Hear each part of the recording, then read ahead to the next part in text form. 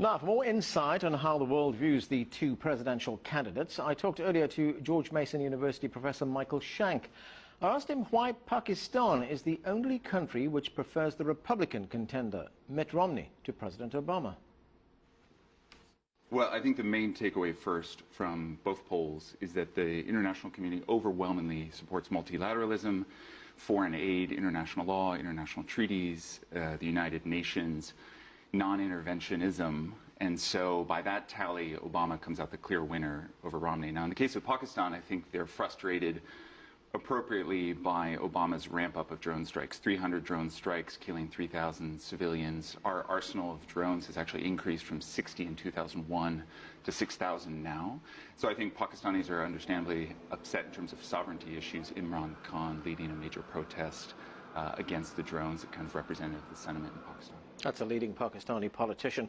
When we look at relations between Pakistan and the United States, and this election, do Pakistanis believe that the relationship will change under a Romney administration? Well, that's perhaps the irony, because Romney has not indicated any softer tone towards Pakistan or any of the enemies, if the U.S. government would describe them. In fact, he'd probably continue the drone strikes. And so I think that polling is representative of the frustration of the drone strikes, but they'd certainly continue under Romney. So what are they saying? Anything but Obama?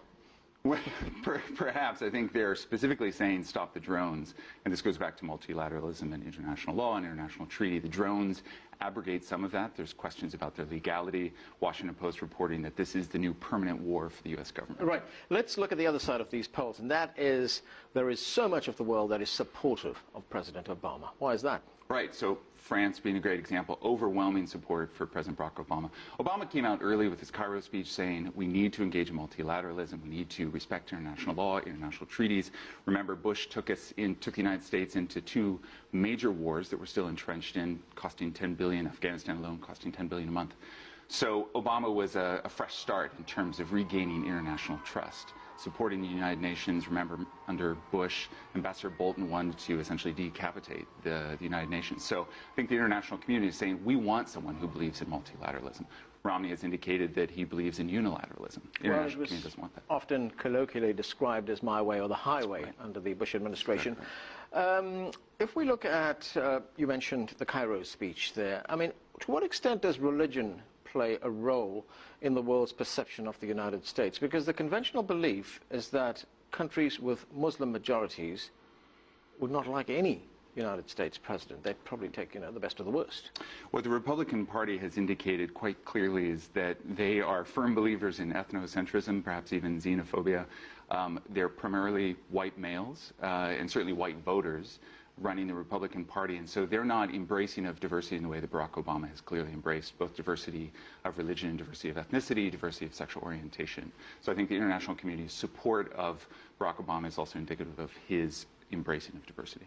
Okay, another country, a specific case here, China. The president is popular there. President Obama is popular in China.